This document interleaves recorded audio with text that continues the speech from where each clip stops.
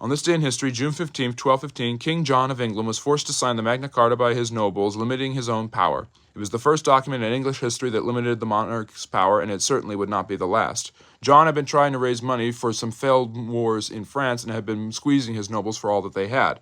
This charter, Great Charter as it's known, would limit his ability to tax whenever he wished. Although the Pope rescinded it, and since he owned England at the time, with John as his vassal, John was not beholden to it, it was the first attempt by people not the king to limit the power of the king and say he could not do whatever he wanted.